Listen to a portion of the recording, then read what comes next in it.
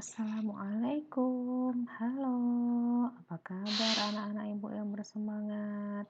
Semoga kalian sehat-sehat selalu ya. Di masa pandemi ini, jangan lupa untuk menjaga kesehatan. Rajin-rajin cuci tangan dan memakai masker ketika keluar rumah.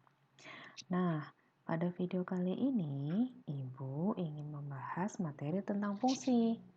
Jadi, sebenarnya materi fungsi ini sudah kalian pelajari di SMP, di kelas 8, tentang relasi dan fungsi.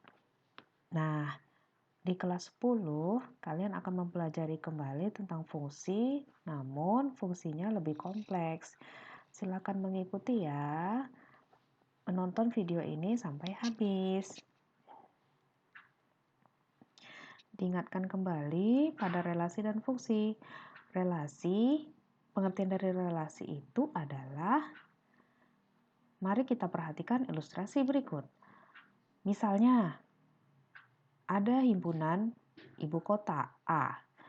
Berarti kalau ibu kota, di sini himpunannya Bandung, B, Makassar itu M, Padang itu P. Kemudian ada himpunan provinsi, Jawa Barat JB, Sulawesi Selatan SS, Sumatera Barat SB. Nah, jadi dari dua himpunan tersebut ada suatu hubungan. Kita gambarkan pada diagram panah seperti ini ya.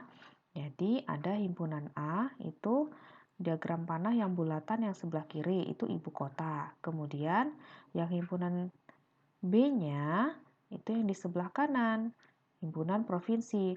Jadi kalau kita hubungkan diagram panah, terbentuklah di situ B menuju JB, M menuju SS, P menuju SB. Jadi pada gambar bisa kita lihat kalau himpunan A itu termasuk daerah asal atau nama lainnya adalah domain. Kemudian himpunan B kita sebut dengan himpunan kawan, daerah kawan atau kodomain. Dan himpunan Jawa Barat, Sulawesi Selatan, Sumatera Barat kita sebut dengan daerah hasil atau rank. Kemudian perhatikan lagi himpunan berikut. Ada himpunan P 2357 dan himpunan Q 492549. 2 kita hubungkan ke 4, 3 kita hubungkan ke 9, 5 kita hubungkan ke 25, 7 kita hubungkan ke 49. Nah, di sini terlihatlah bahwa ada ya hubungannya. Hubungannya adalah kuadrat dari. Kemudian selanjutnya lagi yang di bawah, kita memakai diagram Kartesius. Jadi selain diagram panah, juga kita bisa memakai diagram Kartesius. Jadi bisa seperti ini juga ya, yang X-nya 2, 3, 5, 7, dan yang Y-nya 4, 9, 2, 5, 4, 9. Kita hubungkan 2 dengan 4, 3 dengan 9, 5 dengan 25, 7 dengan 4, 9. Jadi definisi relasi adalah relasi atau hubungan dari himpunan A terhadap himpunan B adalah pemasangan antara anggota himpunan A dengan anggota himpunan B melalui suatu aturan tertentu. Contoh yang pertama, diketahui relasi X 2X min 1 didefinisikan sebagai suatu relasi dari himpunan A 1, 2, 3, 4 ke himpunan B bilangan bulat. Pertama, tentukan daerah asal. Kedua, yang B, tentukan daerah kawan dan daerah hasil. Yang C, tentukan R pada diagram Kartesius. Daerah asal bisa kita lihat langsung di sini. Ini relasi dari himpunan A 1, 2, 3, 4. Maka inilah kita sebut dengan daerah asal. Selanjutnya, untuk daerah kawan, nah kita lihat dari sini ke himpunan B, bilangan bulat. Berarti bilangan bulat ini adalah daerah kawan. Untuk menentukan ranknya, maka kita cari dulu dari daerah kawan, kita substitusi ke rumus relasi ini, kemudian menghasilkan bilangan-bilangan Nah, bilangan yang inilah kita sebut dengan rank atau daerah hasil. Jadi didapat kalau tadi daerah asalnya 1, kita masukkan ke rumusnya hasilnya 1. Kalau kita daerah asalnya 2, kita masukkan ke rumus ranknya tadi hasilnya 3. Kalau kita masukkan daerah asalnya 3, kita masukkan ke ranknya hasilnya 5. Kalau daerah asalnya 4, maka ranknya 7. Jadi, daerah hasil atau ranknya adalah 1, 3, 5, dan 7. Kemudian, kita gambarkan ke diagram kartesius. Jadi, tadi didapat hubungannya adalah relasinya berarti 1,1, 2,3, 3,5, dan 4,7. Jadi pada diagram kartesius untuk yang X-nya ini berarti adalah domainnya, kemudian yang Y-nya adalah kodomainnya. Nah, tapi di sini ini langsung saja kita tuliskan untuk yang sumbu Y-nya langsung ke ranknya. Jadi kita hubungkan 1 dengan 1, 2 dengan 3, 3 dengan 5, dan 4 dengan 7. Jenis-jenis relasi ada 1 dengan 1, berarti setiap domainnya berpasangan dengan kodomainnya tepat 1. Kemudian ada 1 dengan banyak, berarti di domainnya bisa menghubungkan banyak ke kodomain. Kemudian ada lagi yang ketiga banyak dengan 1, berarti di setiap domain kita hubungkan ke satu titik di kodomain. Kalau banyak dengan banyak ya berarti semuanya sama banyak. Di domain ada panahnya banyak, kemudian di kodomain juga kena panah banyak. Contoh yang kedua, tunjukkan dengan diagram panah yang menunjukkan relasi faktor dari, yaitu dari himpunan A 2, 3, 5, 7 ke himpunan B 4, 8, 12, 15, 21. Kalau faktor dari, di sini 2 itu faktor dari 4, 8, 12. 3 itu faktor dari 12, 15, 21. Kalau 5 faktor dari 15, 7 faktor dari 21. Kalau seperti ini berarti relasinya adalah banyak dengan banyak.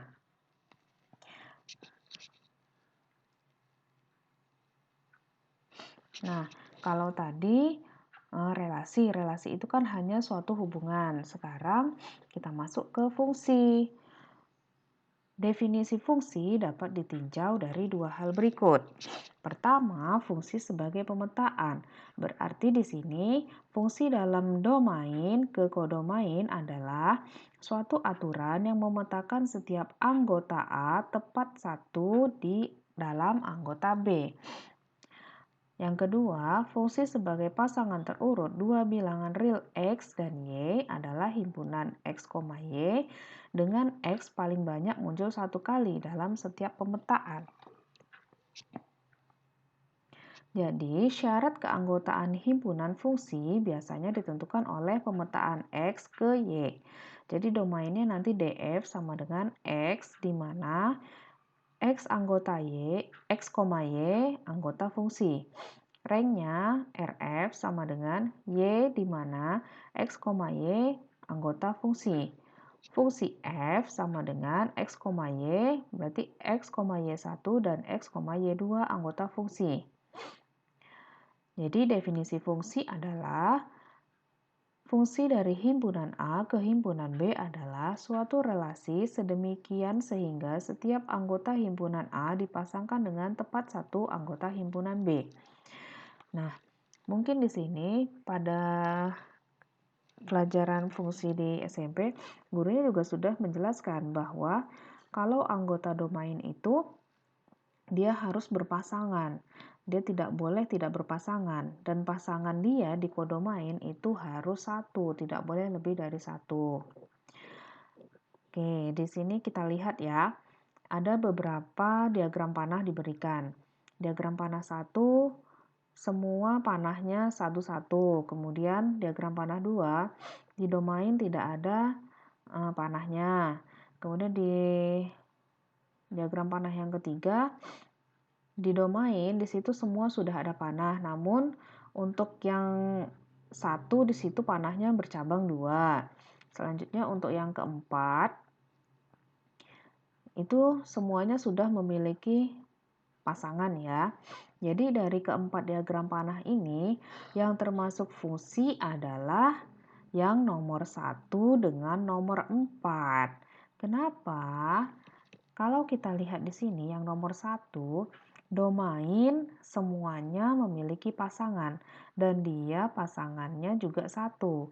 Bisa kita lihat dari panahnya ini di domain dia memanahkan hanya 1, tidak ada cabangnya. Kemudian kalau untuk nomor 2, nah di sini domain ini tidak semua memiliki pasangan, makanya dia tidak bisa disebut dengan fungsi. Kemudian untuk yang nomor 3, domain semua memiliki pasangan, namun ada satu anggotanya yang memiliki pasangan 2. Nih, ini tidak bisa disebut dengan fungsi. Yang keempat, di sini domainnya semua memiliki pasangan dan semua juga tepat satu pasangannya. Meskipun yang 4 ini pasangannya ke atas, itu nggak masalah. Yang penting dia panahnya hanya 1 kali dan semuanya memiliki pasangan. Selanjutnya, kita akan mempelajari domain dan range suatu fungsi. Jadi pada suatu fungsi f memetakan A ke B, A disebut dengan domain D. A disebut domain ya, kita simbolkan dengan D. Kemudian B kita sebut dengan kodomain. Dan himpunan B yang merupakan pasangan di A disebut range atau daerah hasil. Jadi domain D itu DF sama dengan A sama dengan ABCD. Kemudian kodomainnya B, PQRST. Dan range-nya RF itu sama dengan QRS. Jadi QRS itu merupakan himpunan bagian dari B. Seperti ini diagram panahnya.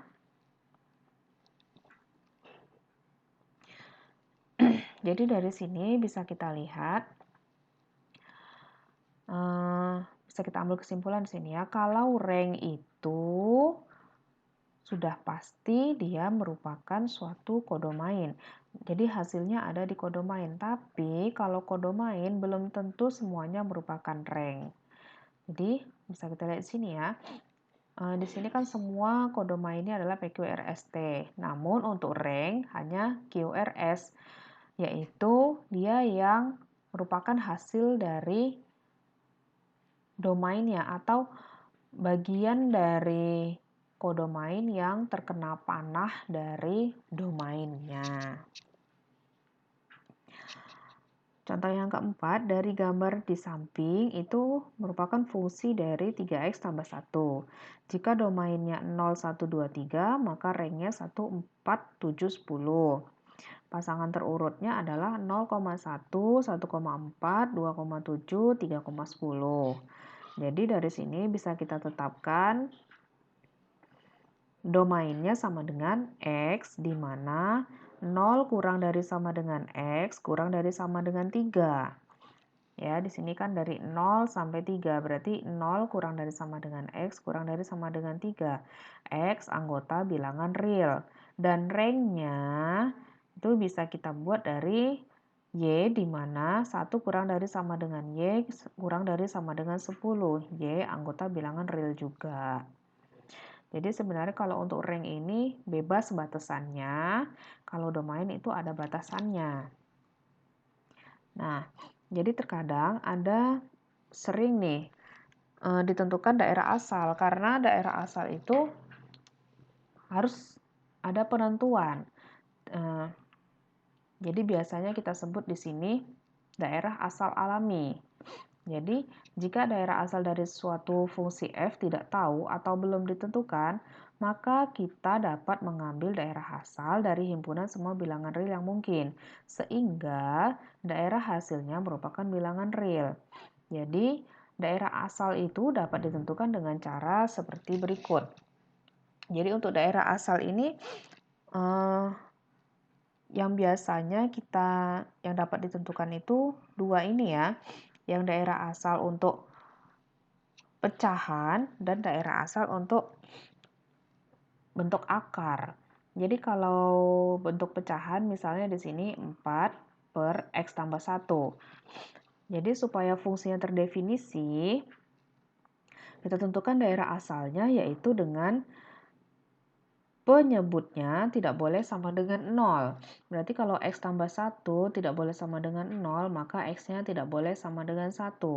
Jadi daerah asalnya atau domainnya adalah X, di mana X anggota real dan X-nya tidak boleh sama dengan negatif 1. Kemudian kalau untuk bentuk akar, di sini contohnya adalah akar 4 kurang X pangkat 2. Kalau bentuk akar itu kan syaratnya seperti ini, X lebih dari sama dengan 0. Maka 4 kurang X lebih dari sama dengan 0, karena di sini variabelnya negatif, kita positifkan, maka tandanya kita balik. Jadi X kuadrat kurang 4 kurang dari sama dengan 0, maka X kurang 2 dikali X tambah 2 kurang dari sama dengan 0. Nah, ini kan untuk pertidaksamaan kuadrat, untuk pertidaksamaan bentuk akar kan sudah kalian pelajari di bab sebelumnya. Jadi, didapatlah domainnya itu adalah min 2 kurang dari sama dengan X kurang dari sama dengan 2. Jadi, domainnya sama dengan X, di mana min 2 kurang dari sama dengan X kurang dari sama dengan 2. X anggota bilangan real. Notasi fungsi. Nah, kalau notasi fungsi ini sudah sering ya kita pelajari, yang biasanya dibuat notasi fungsi itu adalah bentuknya fx. F dalam kurung X atau satu lagi kita tulis biasanya Y. Y sama dengan, jadi ini artinya sama. Fx sama dengan 3x tambah 1 atau Y sama dengan 3x tambah 1. Jadi fx ini bisa kita ganti dengan Y.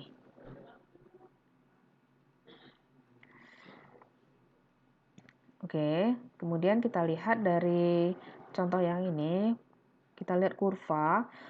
Kurva yang pertama di sini kurva lengkung terbuka ke bawah, dan yang satu lagi kurvanya berbentuk lingkaran. Jadi, manakah yang merupakan fungsi dari kedua kurva tersebut? Nah, bisa kita lihat ternyata dari dua gambar tersebut yang merupakan fungsi adalah gambar yang pertama, yang kurva lengkung ke bawah. Karena apa? Karena di sini di setiap anggota X-nya, ingat ya, kalau X sumbu X itu adalah berarti domain.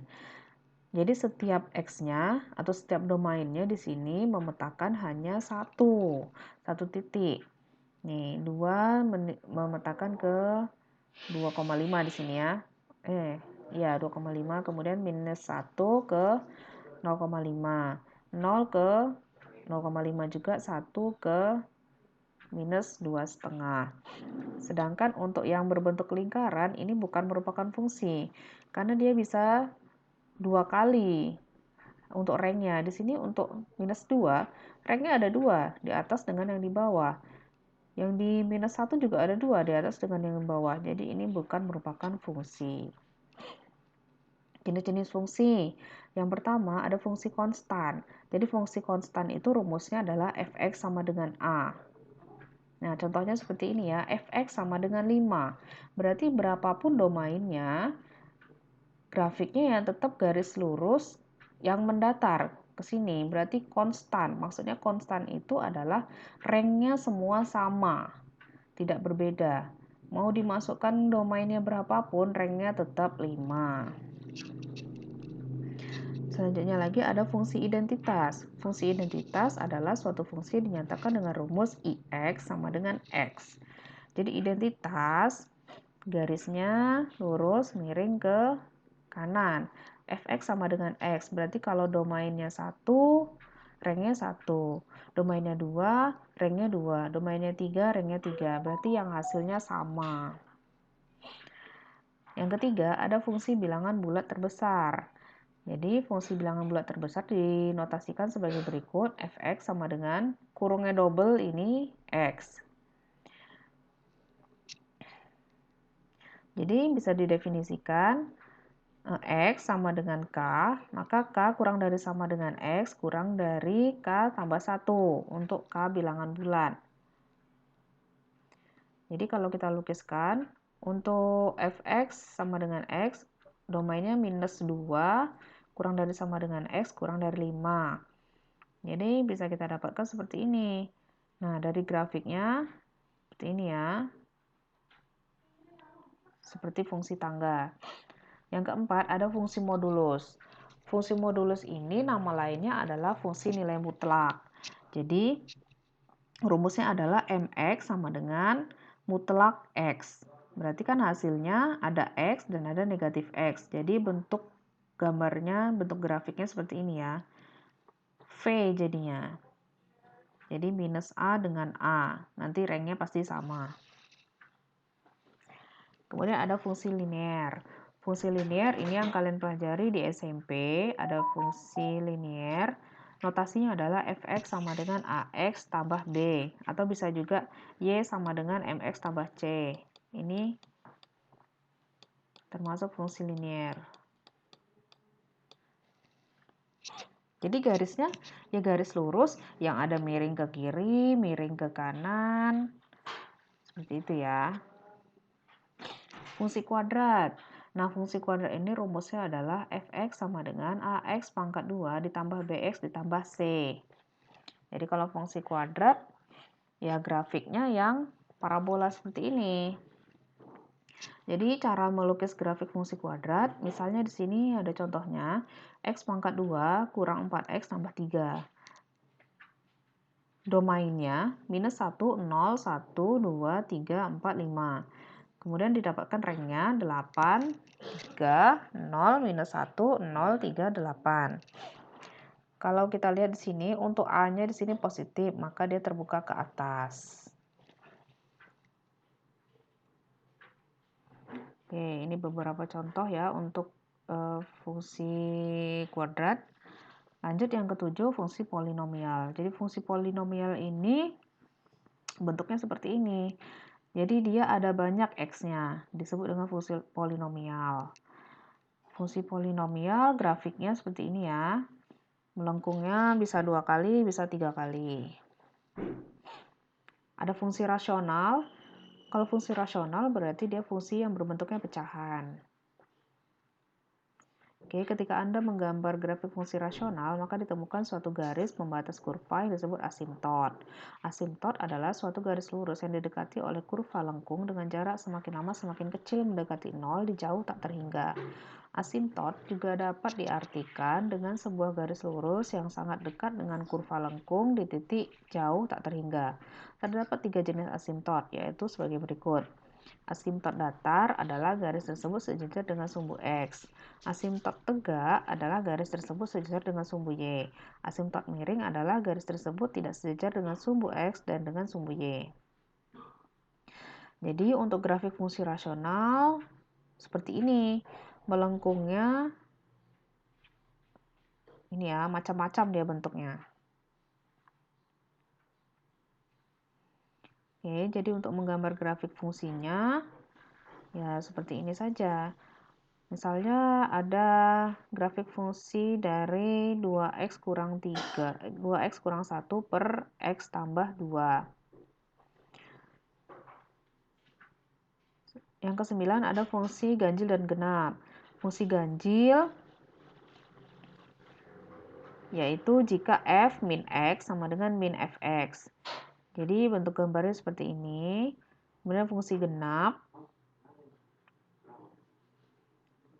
Fungsi genap itu simetri terhadap sumbu y. Seperti ini. Oke, ini contoh-contohnya. Manakah yang termasuk fungsi ganjil atau genap? Yang pertama fx sama dengan x pangkat 4 dikurang x pangkat 2. Jadi, untuk f dari min x sama dengan min x pangkat 4 dikurang min x pangkat 2. Min x pangkat 4 kan tetap x pangkat 4. Jadi untuk f min x pangkat 4 hasilnya x pangkat 4. Kemudian min x pangkat 2 hasilnya juga x pangkat 2. Jadi dia fungsinya tetap. Karena fungsinya tetap disebut dengan fungsi genap. Kemudian kalau untuk yang kedua di sini X pangkat 3 ditambah X pangkat 2. Untuk F min X-nya kita substitusikan. Min X pangkat 3 hasilnya min X pangkat 3. Min X dipangkatkan 2 hasilnya tetap X pangkat 2. Kemudian dapat kita rubah menjadi seperti ini. Min dalam kurung X pangkat 3 dikurang X pangkat 2. Ternyata tidak sama untuk Fx dengan F min X-nya. Kalau dia tidak sama, maka fungsi ini tidak fungsi ganjil dan bukan juga fungsi genap.